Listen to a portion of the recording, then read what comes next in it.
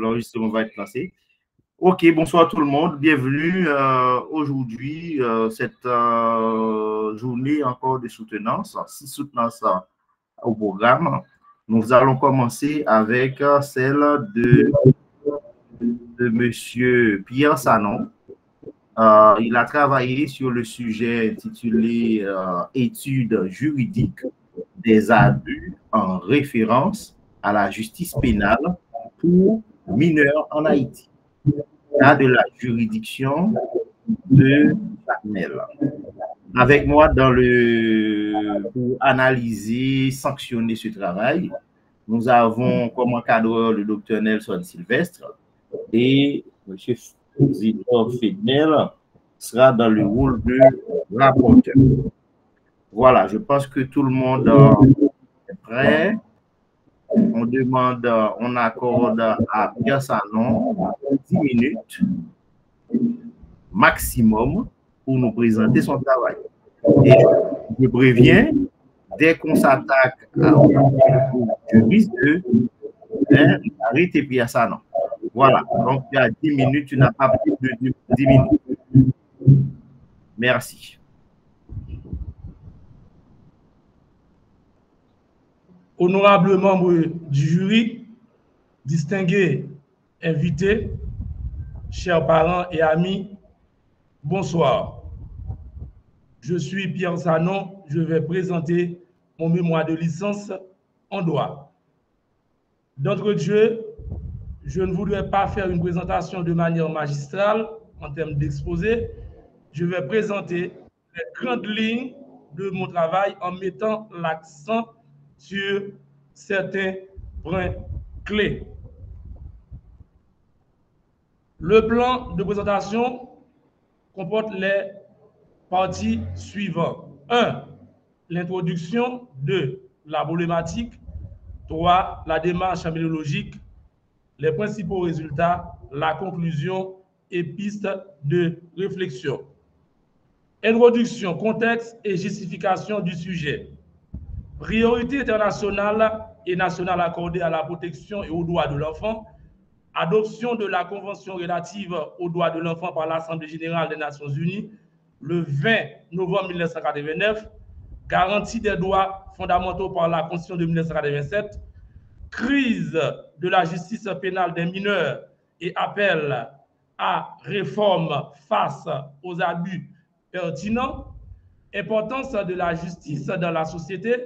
Nécessité de recherche universitaire sur la justice pénale des mineurs. Attention particulière aux droits des mineurs en conflit avec la loi. Ces points-là constituent les éléments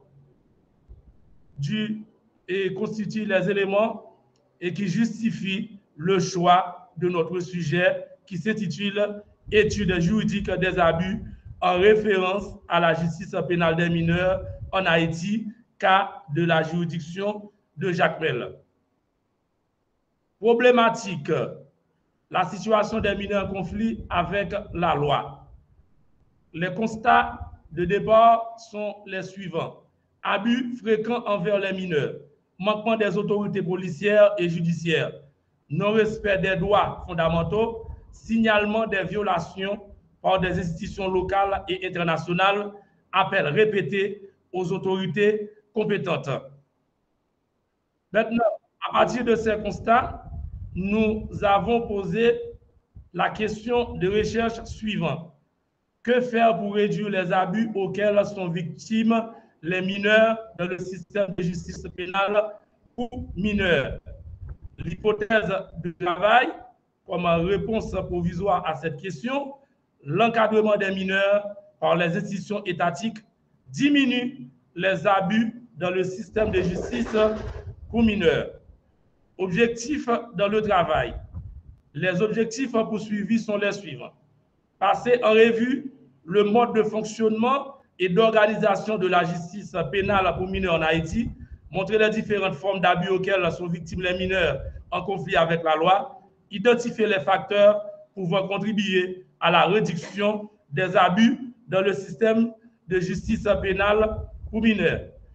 La méthodologie, la démarche méthodologie adoptée pour aller à la vérification de l'hypothèse. Donc, c'est la recherche documentaire sur le fonctionnement de la justice pénale des mineurs. Nous avons consulté des documents académiques, des ouvrages académiques et scientifiques. Réalisation d'une enquête qualitative pour la collecte des données dans la commune de Jacmel. Échantillonnage de la population, 15 personnes issues de différentes catégories professionnelles ont été interviewées à partir d'un guide directif, d'un guide d'entretien semi-directif. Les résultats obtenus sont les suivants. Par rapport au fonctionnement de la justice pénale des mineurs à Jacmel, les différents points ont été relevés en termes d'anormalie. L'absence de juridiction spécialisée pour les mineurs à Jacmel, inexistence de magistrats spécialisés pour les mineurs en conflit avec la loi, absence de centre carcéral pour mineurs et cohabitation avec des détenus adultes, existence d'un cadre légal structurant la justice des mineurs et Convention internationale des droits de l'enfant, entre parenthèses, Constitution de 1987 amendée, loi 2001 sur le châtiment corporel, violation des droits des mineurs et détention illégale prolongée, non-respect des délais légaux, absence d'assises et de jugement à Jacmel, manque de juges pour les enfants de la juridiction. En ce qui a trait aux différentes formes d'abus dont sont victimes les mineurs, la situation est alarmante et grave. Les abus sont les suivants. 1. Non-conformité des cellules aux normes internationales. 2. Surpopulation carcérale et absence de lits. 3. Manque d'infrastructures sanitaires adaptées. 4. Violation des droits lors des arrestations. 5. Mauvais traitements infligés par la police. Insuffisance alimentaire et malnutrition des mineurs incarcérés. Absence de soutien parental local pour les mineurs. Absence d'assistance psychosociale. Inexistence de psychologues en milieu carcéral. Absence d'ateliers de formation pour les mineurs. Manque d'activités récréatives à la prison civile de Jacmel. Maintenant, pour le type d'encadrement fourni par les structures étatiques aux mineurs. Les points suivants ont été relevés. Accès gratuit à l'assistance légale pour les mineurs en conflit avec la loi, grâce au bureau d'assistance légale et aux avocats stagiaires.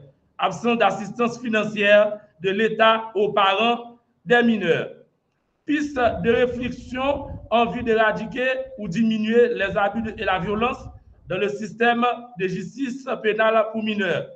Mise en place d'institutions spécialisées telles que des tribunaux pour enfants, des centres de réhabilitation et des centres d'incarcération adaptés, renforcement des compétences par la formation des magistrats, des policiers et la désignation d'une équipe de professionnels, élaboration d'une politique publique et d'un système de suivi fiable pour l'encadrement et la réintégration sociale des mineurs, engagement ferme de l'État pour garantir la protection des mineurs et l'application rigoureuse de la loi et la convention. Maintenant, pour la conclusion, vérification de l'hypothèse. Après l'analyse et le traitement des données, l'hypothèse est partiellement vérifiée, car l'encadrement joue un rôle important, mais il n'est pas le seul facteur expliquant les abus. La formation spécialisée des juges, le renforcement du personnel, l'adaptation du cadre légal et l'augmentation du nombre de tribunaux pour enfants pourraient également contribuer à la diminution des abus dans le système. En termes de propositions, il est urgent de réformer le système judiciaire haïtien, en particulier la justice pénale pour mineurs. L'État haïtien doit élaborer et appliquer des politiques publiques adaptées pour renforcer la justice à tous les niveaux. Le Conseil supérieur du pouvoir judiciaire doit pleinement jouer son rôle dans la mise en œuvre de ces réformes. Cela implique notamment le renforcement des ressources humaines et la révision du cadre légal. Les limites de notre travail. 1. L'étude utilise une méthode qualitative avec un échantillon restreint, limitant la représentation des résultats en termes de représentativité. 2. Certains acteurs clés, comme les mineurs eux-mêmes ou les professionnels de la justice pour mineurs, n'ont pas été consultés. 3. Le manque de temps et de moyens logistiques a empêché une collecte de données plus complète. 4. L'étude pourrait être améliorée par une analyse mixte, cela veut dire quantitative et qualitative, et une consultation plus large des intervenants concernés. En termes de perspective, ce mémoire sur les abus dans le système de justice pénale pour mineurs en Haïti pourrait nourrir positivement le débat sur la protection de l'enfance et les droits de l'enfant, tout en ouvrant la voie à d'autres recherches scientifiques pour les mécanismes institutionnels visant à réduire les abus. Merci, je suis disponible et disposé pour vos questions, messieurs les membres du jury. Merci, Sanon, bien pour l'exposé. C'est vrai que tu es très bien audible. On comprend clairement, bonne articulation, mais tu nous donnes l'impression que tu étais en train de lire. Et généralement, on recommande de ne pas avoir de diapo trop chargé, mais de pouvoir vraiment montrer une certaine maîtrise à articuler à partir en tout cas, d'un plan donné. Bon, mais bon, ça va.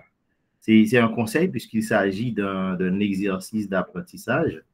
Ça fait partie de, voilà, donc la prochaine fois, et il ne faut pas remplir le diapo, il ne faut pas non plus donner l'impression, parce que comme on voit le diapo, on voit tout de suite que tu étais en train de lire, surtout le dernier diapo. OK, donc merci pour ton exposé, merci pour ce travail. On va passer la parole tout de suite au rapporteur, Fednel Zidore, qui certainement a non seulement des remarques, il pourrait même avoir des questions, voire des recommandations pour toi. Voilà. Fednel.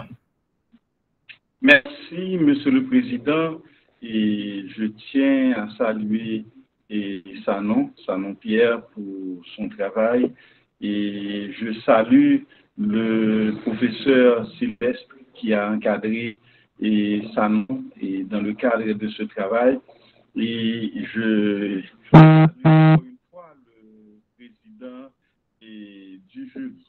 Alors, je tiens à féliciter Sanon pour ce travail. Il a fait un bon et beau travail également. C'est vrai, il va y avoir des remarques. Alors, je veux d'entrée de jeu faire également un point sur cette question parce qu'assez souvent, et d'aucuns pensent que quand on pose beaucoup de questions ou quand on fait des remarques, cela veut dire que le mémoire n'est pas bon, le travail n'est pas bon, etc. Non, loin de là. Et souvent, l'étudiant peut faire un bon travail et en voulant aider l'étudiant à peaufiner son travail, on lui pose beaucoup plus de questions, on lui fait beaucoup plus de remarques. Cela ne veut pas dire que le travail de l'étudiant n'est pas bon. Je vois le professeur Sylvestre qui a un peu sourire et bon, c'est ça, il est mon mentor, c'est celui que moi, je suis beaucoup plus. Donc, je pense que quand on fait plus de remarques, quand on pose beaucoup de questions, cela ne veut pas dire que le travail n'est pas bon, n'est pas correct. Au contraire, certaines fois, quand le travail n'est pas bon, on n'a même pas envie d'aller plus loin. On a envie de laisser tomber tout simplement. On n'a même pas envie d'aller plus loin.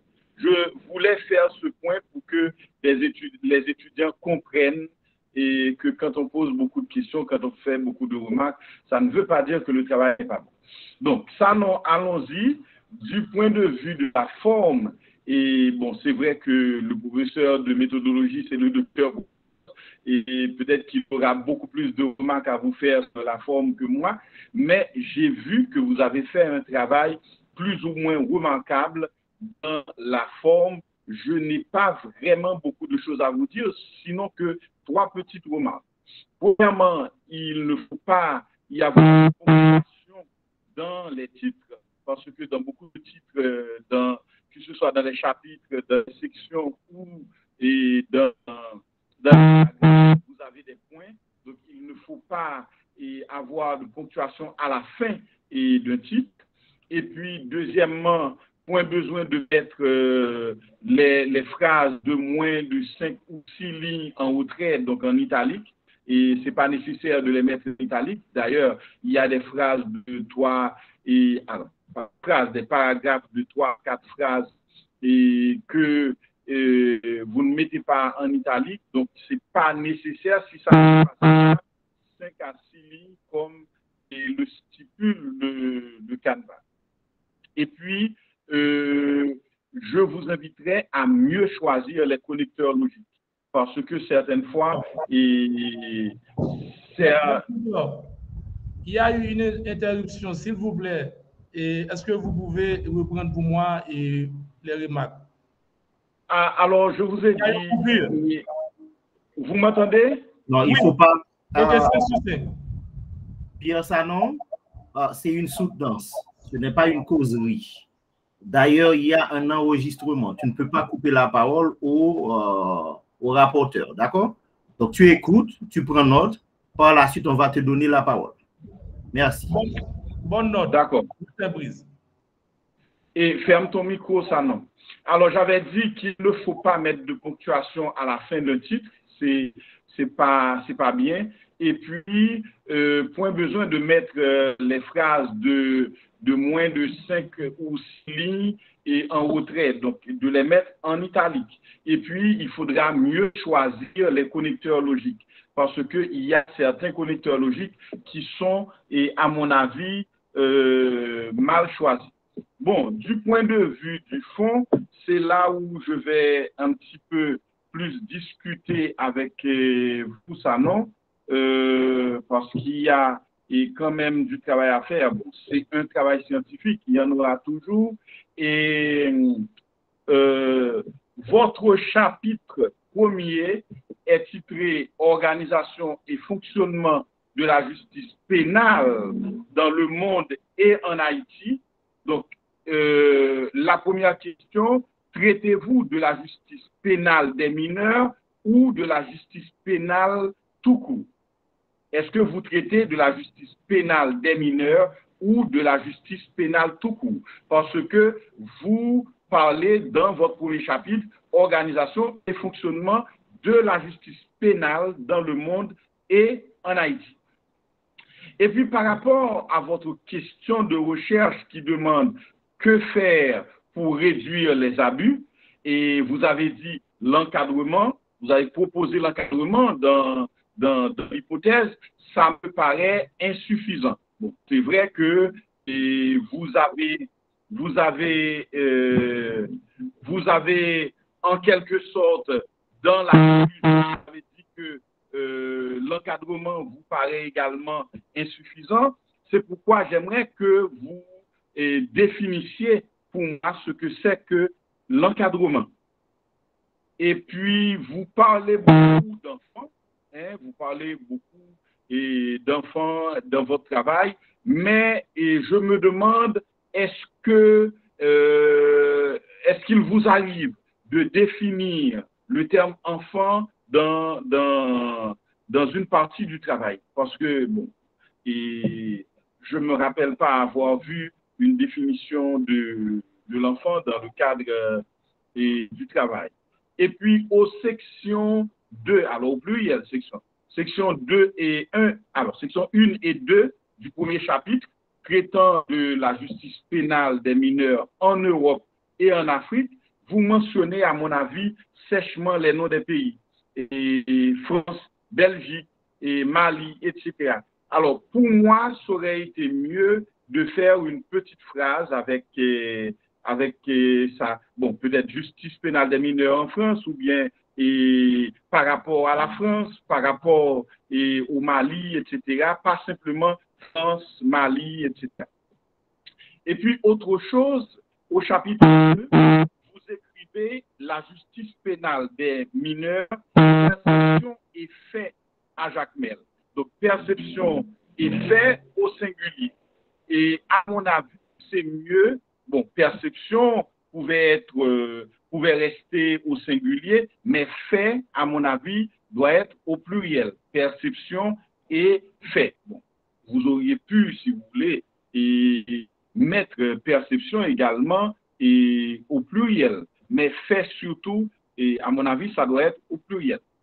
Aux pages 19 et 20, et puisque la phrase tombe sur la page 20, vous dites que la justice est représentée à travers 18 juridictions et du pays, mais je crois avoir entendu que le CPT en a créé d'autres juridictions, dont une à Belance. Donc, il faudra plus ou moins revoir le nombre de juridictions, puisque une fois c'est créé, c'est publié, donc même si ce n'est pas fonctionnel encore, mais c'est créé par l'État. Donc, il faudra regarder tout cela et pour ajuster le travail. Et ça, non. À la page 28, et pour représenter la zone d'étude, vous citez les sections communales de Jacmel. Mais je vous rappelle que vous avez mis la première section, c'est Capouge. Capouge, c'est une section communale de Jacmel. La première section communale de Jacmel, c'est Bas-Capouge. Donc, il faudrait ajouter Bas dans Capouge. Et puis, la deuxième section communale, c'est Font-Melon-Sel au lieu de Font-Melon. Parce qu'à un certain moment, on a séparé, il y avait vraiment Font-Melon tout simplement. Mais on a séparé Font-Melon pour en faire Font-Melon-Sel qui est sur Jacmel et Font-Melon-Michino qui est sur Jacmel. Donc, on a séparé la section Font-Melon en deux parties.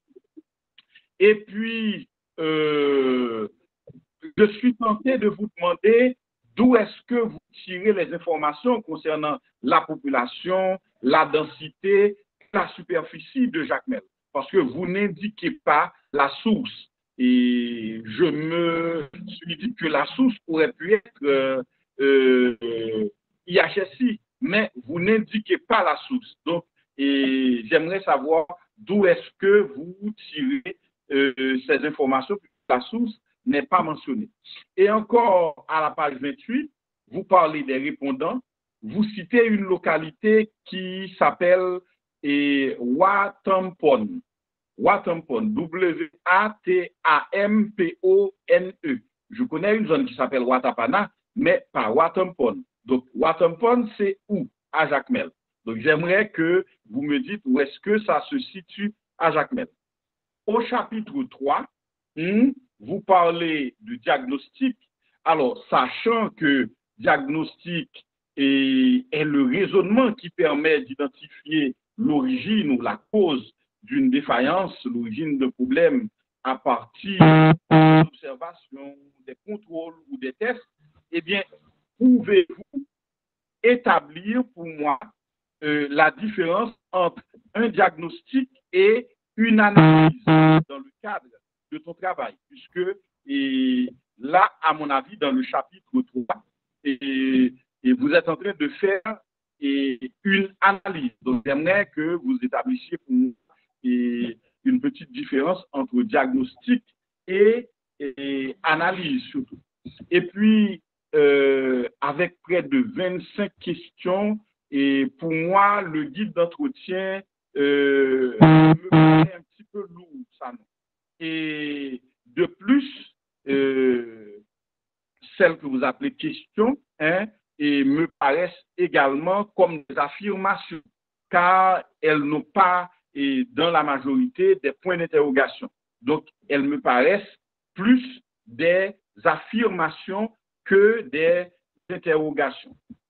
Et puis, dans la bibliographie également, il n'y a que 20 références. Donc, je trouve que c'est un petit peu pauvre, les 20 références, mais vous auriez pu avoir un peu plus, à mon avis. Donc, il faudra regarder dans le texte et également ajouter d'autres informations, par exemple IHSI, et que vous n'avez pas ajouté peut-être. Donc, il faudra ajouter toutes ces informations. Et puis, la section 3 de votre deuxième chapitre traite de la méthodologie et des stratégies de collecte des données. C'est le titre même que la section 3. Cependant, à la section, au chapitre 3, pardon, vous consacrez encore une section à parler de méthode, à parler de méthodologie. Je ne vois pas pourquoi. Donc, vous avez là 2 sections et 6 paragraphes qui traitent de méthodologie. Donc, le professeur Sylvestre aurait pu dire que c'est une tautologie. Donc, moi, je dis c'est une redite. C'est, à mon avis, pas trop nécessaire. Vous auriez pu ajouter toutes ces informations dans la section 3 de votre deuxième chapitre. Et puis, en dernier lieu, à 2 reprises, vous mentionnez l'Harmattan dans votre bibliographie. Mais sachant que l'Harmattan est une maison d'édition européenne, donc je vous pose cette question, pensez-vous que l'Harmattan a écrit des livres sur la justice et la responsabilité pénale en Haïti? Voilà donc mes remarques et suggestions et recommandations, etc. par rapport à votre travail pour lequel je vous présente encore une fois des félicitations. Merci, monsieur le rapporteur. On va continuer avec tout de suite ce partage d'expérience. Zido, merci de couper ton micro, s'il te plaît. Tu utilises ton téléphone, sûrement. Tu reçois en même temps des messages. Alors, je voulais d'abord passer la parole avant de permettre à l'impétrant de répondre aux interrogations. J'espère qu'il a tout noté. Et pour un partage d'expérience, je disais, l'encadreur qui va nous parler un peu de cette collaboration. Docteur Sylvestre. Merci, Monsieur le Président, Docteur Providence. Merci également à toute l'assistance, qui n'est pas moindre aujourd'hui, du moins pour cette première soutenance. Merci à Zidore pour son traitement en profondeur sur le texte, mais également félicitations à Pierre pour son travail, parce qu'en réalité, il a un peu de courage.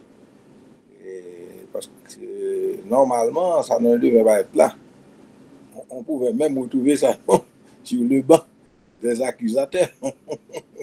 Mais malheureusement, il est sur le banc des accusés cette année à cause d'un problème qu'il y a eu l'année dernière. Bon, Sanon, à la vérité, est très courageux, mais c'est un dur travailleur. L'année dernière, je me rappelle, il était parmi les meilleurs encadrants en termes de ponctualité, de dynamisme pour faire ce travail-là. Et même si je vois que depuis le problème de l'année dernière, il manque un peu à cette ponctualité. Bon, il a connu pas mal de difficultés également. En matière de santé et avec d'autres problèmes familiaux. Mais c'est bien, cette année, il a pu remonter la pente et être parmi les heureux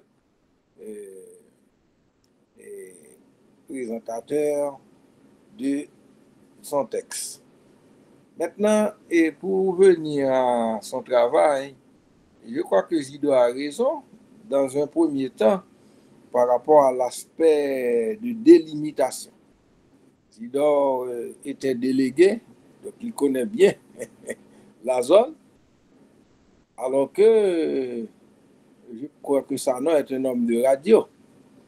Il est censé également connaître très bien la zone. Donc parler de Cap Rouge, de bas Cap Rouge, de fond Melon, sans Melon. Donc, c'est à vous de régler cette question-là. Parce que moi-même, je connais bien ces zones-là, mais pas en profondeur. Donc, sur cette base-là, et s'il y a des imprécisions à ce niveau, je pense que Sanon saura comment régler. Et c'est un problème de nom par rapport aux localités. Je sais que dans le sud-est, il y a toujours ce problème de territorialité. Parce que j'étais pris en sandwich en 1999 sur la route de la vallée de Jacmel, entre les riverains de la vallée de Jacmel et ceux de Bénin. La délimitation n'était pas aussi correcte. Tout récemment également, j'ai eu un problème avec Cabaret et Akaye. Donc en Haïti, c'est toujours un problème. Et, par exemple, si je suis de Pont-Sondé, on dit bas Pont-Sondé, haut Pont-Sondé. Mais je vais rapidement transposer le problème dans la thématique de Pierre Sanon. Et parler de justice pénale des mineurs, je me demande si on ne devrait pas parler premièrement de justice pénale des majeurs. Parce que le problème, c'est que depuis la famille, il y a un problème de justice. Depuis la famille. Et la situation est telle qu'en Haïti, il y avait un centre à Carrefour qui s'appelait Centre d'accueil pour mineurs.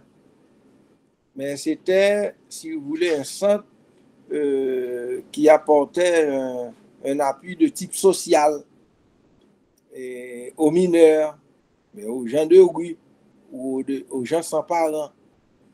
Et par la suite, on a mis en place une autre institution qui s'appelle Sermicol. Mais Sermicol se trouvait logé dans un commissariat à Delma 33. D'ailleurs, c'est un commissaire divisionnaire qui était à la tête de Sermicol. Et par la suite, on a voulu mettre en place un autre centre qui s'appelait Charmical, Centre haïtien de réinsertion des mineurs en conflit avec la loi. Mais si vous remarquez bien, Sermicol, sous l'emprise de la police, pas forcément sous l'emprise de la justice. Centre d'accueil, sous l'emprise du bien-être social, pas forcément de la justice. Charmical, bon, c'était déjà au niveau de projet. C'est sur 51 hectares de terre du côté de Cabaret, mon travaux. Mais les locaux sont là, mais aucun usage n'est fait de ces locaux-là, jusqu'à aujourd'hui. Donc, c'est pour vous montrer que c'est une thématique importante, étant donné la situation de justice en Haïti, mais c'est également une peine avant même de penser à la justice pour résoudre, juguler cette peine-là. Dans le travail de Pierre, le plus grand défaut, c'est que je lui avais dit ça, et il était porté un peu ailleurs. Il a laissé trop de place à la manière dont la question est traitée ailleurs. Par exemple, vous pouvez voir qu'en Europe, en Espagne, alors en France, en Espagne, en Belgique, comme Europe, mais il a parlé également de la justice pénale des mineurs en Afrique. Mais il avait expliqué, là où il y a un défaut, il y a également une qualité dans cette manière de présenter, parce qu'il m'avait dit, autant que je me rappelle, que en fait Haïti hérite de l'Europe et également de l'Afrique. Donc peut-être que cette question de justice pénale, on doit l'étudier en Haïti en prenant en compte ces aspects-là. Donc il y a des éléments très forts dans le travail de Pierre Sanon. Et est-ce que finalement il a pu traiter convenablement du point de vue du droit cette question-là? Je ne le pense pas, mais c'est peut-être pas par sa faute. C'est par la faute même de l'état de justice dans le pays. Et on porte davantage à Jacmel.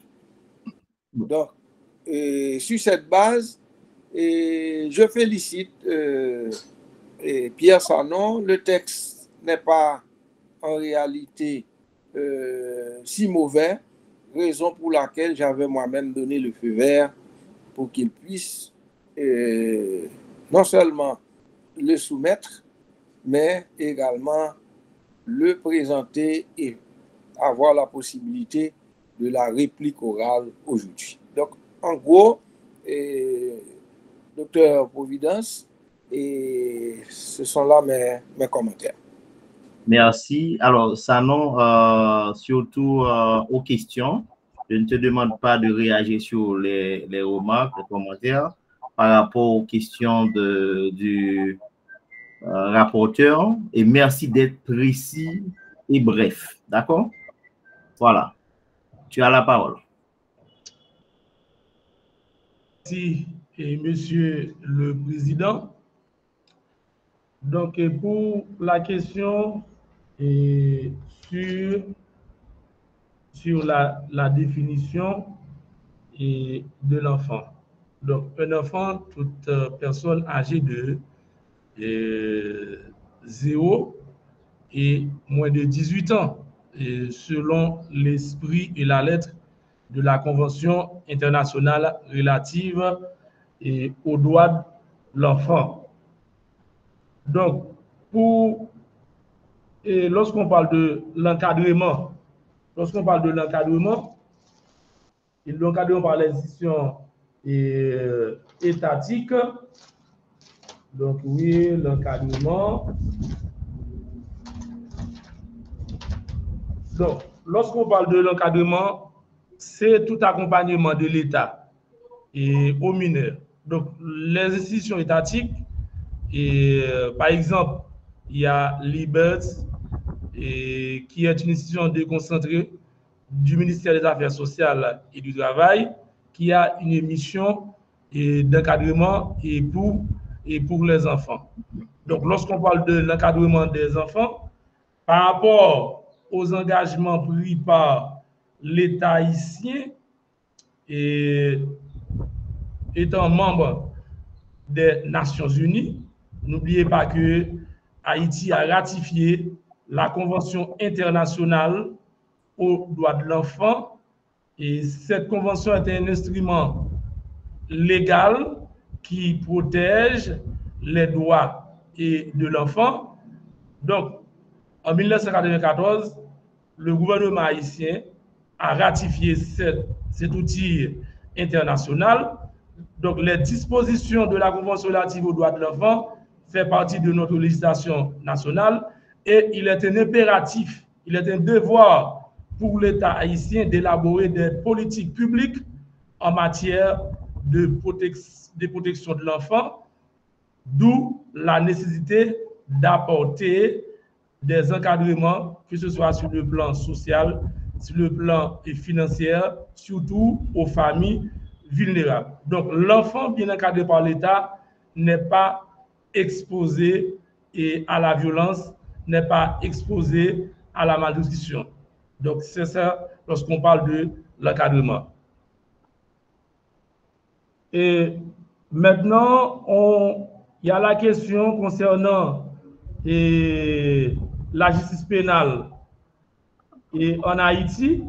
Donc, est-ce qu'on parle de la justice pénale ou bien la justice pénale des mineurs? Donc, pourquoi on vient avec cette précision, la justice pénale des mineurs? Lorsqu'on parle de la justice pénale, donc le droit pénal, c'est le droit des sanctions. Donc, le droit des sanctions par rapport au comportement interdit. Donc, le juge pénal prononce des sanctions. Mais maintenant, par rapport à la Convention relative aux droits de l'enfant, qui définit l'enfant comme un être à part entière, l'enfant a des caractéristiques propres par rapport à l'adulte. L'enfant mérite d'être protégé. Donc, il faudrait avoir une justice adaptée, une justice spécialisée pour les enfants. Donc, c'est la raison pour laquelle on fait cette distinction entre la justice pénale de manière globale et la justice pénale pour mineurs qui doit être une justice adaptée. Donc, on ne peut pas juger les mineurs de la même manière que les adultes. Donc, c'est la raison pour laquelle on fait cette précision. On parle de la justice pénale des mineurs. Et concernant l'encadrement comme hypothèse, l'hypothèse est bien spécifique, puisque on parle des abus dans le système. Donc, nous avions posé beaucoup de questions avant de poser la question de recherche. Par exemple, quelles sont les causes et les conséquences de ces abus dans le système de justice pénale? Quels sont les acteurs qui commettent ces abus dans le système pénal?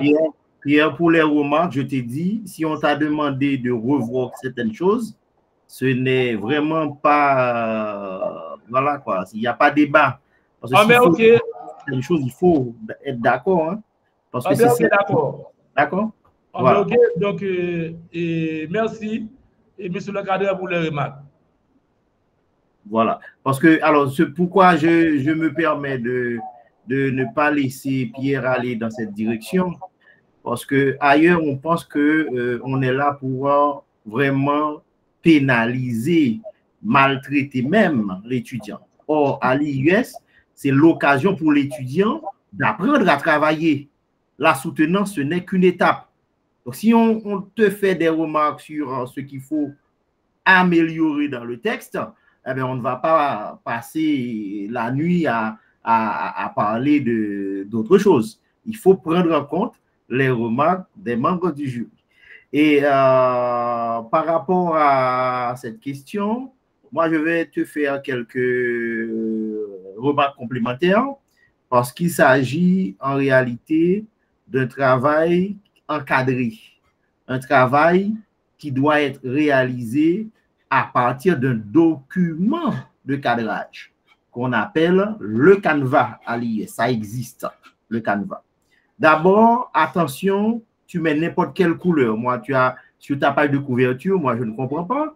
Je me dis, mais c'est bleu, c'est quel... Non, il faut respecter le modèle de page de couverture.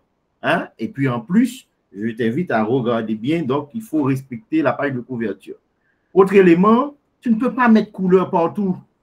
Dans un texte, dans un mémoire à l'IUS, on ne met pas les titres en couleur. On n'utilise pas les couleurs, on n'utilise pas le gras ou l'italique ou le majuscule comme on veut. Donc, il faut faire attention, il faut nettoyer. Il n'y a pas de débat là-dessus. Il faut vraiment nettoyer le texte. Et puis, il faut revoir les titres. Parce que tu ne peux pas mettre un titre Espagne, la France, etc. Ça ne veut rien dire. Haïti. Haïti n'est pas un titre, c'est un pays. Donc, tu ne peux pas t'amuser à mettre des titres comme quoi le fait que tu avais un titre au départ, d'accord? Et puis, tu mets tout simplement Espagne. Hein? Tel le nom de pays. Ce n'est pas un titre. Donc, je t'invite à revoir ton texte pour trouver des titres appropriés, puisque le titre annonce un contenu. D'accord? Un titre annonce un contenu. Celui qui voit le titre a plus ou moins une idée de ce qui va être développé dans le corps du texte. Et puis, il faut, je comprends, tu mets les annexes sur plusieurs pages, mais à chaque fois, tu mets un autre titre. Donc, ça veut dire que au niveau de ta table des matières, eh ben, on dirait que les autres pages ne sont pas prises en compte. Hein, ne sont pas prises en compte. Donc, ça veut dire qu'il faut revoir, par exemple, quand on met, par exemple, annexe 1 et on met le titre, tu mets, en passant dans l'autre page, toi, tu mets le même titre dans l'autre page.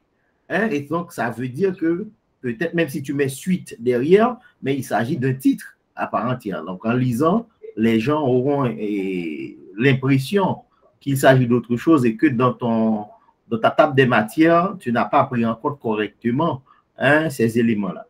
Il faut aussi veiller, vérifier, demander à quelqu'un d'autre, je ne sais pas. Toi-même, il faut imprimer le document pour lire et relire attentivement, puisqu'il y a des fautes. Il y a des fautes de syntaxe. Et là, je t'invite vraiment à faire attention. Hein? Depuis la page 6, la page 7, il y a même, tu dis une chose et son contraire à la fois, et au niveau de la page 7. Cette justice régulée, d'accord? Là, tu fais des, voilà. À l'arrière-plan, plus loin, ne cesse cependant d'être sur le devant de la scène. Hein? Donc, il faut avoir vraiment éviter les contradictions parce que le lecteur, bon, il va être perdu. Hein? Il ne va pas comprendre. Hein? Donc, il faut relire totalement pour vraiment nettoyer, éviter les phrases trop longues, éviter les tournures un peu trop complexes, quoi. Il faut que le mémoire soit light, simple. Et puis, tu as, en tout cas, dans ton introduction, moi, j'ai l'impression que tu peux faire mieux. Tu peux réduire, donc faire une synthèse, que ce soit, donc il faut alléger l'introduction, à mon avis. Mais bon, je fais confiance à ton encadreur pour t'aider à le faire. Autre point vraiment à souligner, tu ne peux pas t'amuser à présenter la bibliographie de n'importe quelle manière. Il y a le canevas. Et puis, on a dit, c'est le style à part. Pas d'autre style, le style à part. Et on a montré aux étudiants comment, depuis Word, on peut tout simplement insérer les citations de manière à avoir une bibliographie, à générer une bibliographie propre, selon le style à part, et respectant, si on veut, les éléments de différenciation en matière de sources bibliographiques. D'accord? Donc, il faut peut-être revenir sur les enregistrements passés pour pouvoir corriger cette partie-là.